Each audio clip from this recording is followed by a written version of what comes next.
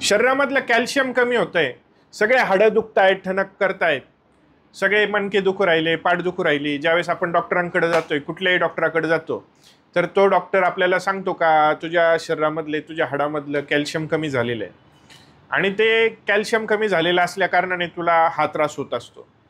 Calcium जे कमी होतं तर ह्याच्यामुळं आपल्याला हाडांचे शिरांचे दुखणे तर होतातच, सोबतच आपल्याला लिव्हरचे सुद्धा डिसिजेस होऊ शकतात, किडनीचे सुद्धा डिसिजेस होऊ शकतात, सोबतच केसांचे विकार, आपले जे नखं असतात हे सुद्धा दुभंगू शकतात, तुटू शकतात, केससुद्धा लवकर लवकर तुटू शकतात, त्वचासुद्धा आपली डल दिसू शकते, खराब होऊ शकते. असं जर का आपल्याला जाणवत असेल का आपल्या शरीरामध्ये कॅल्शियमचं प्रमाण कमी, हाडांमधून सारखा कटकट कटकट कटकट असा आवाज येतोय, तर अशा रुग्णांसाठी मी हा कॅल्शियम आपल्या शरीरामध्ये भरून काढण्यासाठी एक व्हिडिओ बनवतोय. हा व्हिडिओ फार इन्फॉर्मेटिव्ह राहणार आहे.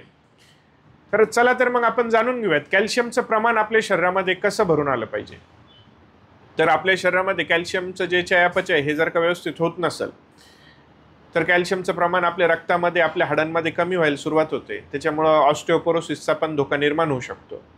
मानपाट कंबर दुखत राहते, हाडं दुखत राहतात, एनर्जी कमी राहते, झोपून राहावंसं वाटतं, काम करूशी वाटत नाही, थोडं जरी काम केलं तरी पण थकल्यासारखं जाणवतं. तर अशा पेशंटनी काय करायचं, चिया सीड्स जे मिळतात मार्केटमध्ये ते घ्यायचे, त्याच्यानंतर जे पांढरे तीळ असतात हे घ्यायचे, बदाम घ्यायचं आणि जो गोंद मिळतो म्हणजे जो डिंक मिळतो हे घ्यायचं. हे समप्रमाणात घ्यायचे. समप्रमाणात घेतल्याच्या नंतर ह्याला वाटून घ्यायचं, बारीक करून घ्यायचं.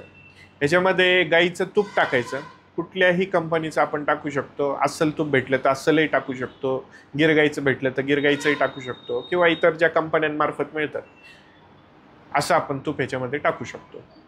हे तूप टाकून मस्तपैकी मिक्स करून ह्याचे लाडू बनवून ठेवायचे. साधारणतः छोटे छोटे 10-10 ग्रामपर्यंत लाडू बनवायचे याचे.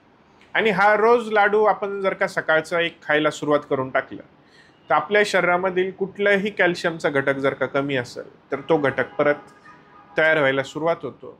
शरीरामधली जी कॅल्शियमची कमतरता निर्माण झालेली ही व्यवस्थित व्हायला सुरुवात होते आणि कॅल्शियमच्या कमतरतेमुळे होणारे जे आजार आहेत ते बरे व्हायला सुरुवात होतात. आपल्याला अजूनही जर का काही आजार असतील तर आपल्या डॉक्टर तन्वीर देशमुख या नावाने यूट्यूब चॅनल आहे, ते सर्च करा. तुम्हाला अजूनही असेच घरगुती उपायांचे व्हिडिओज त्याच्यामध्ये पाहायला मिळतील. धन्यवाद.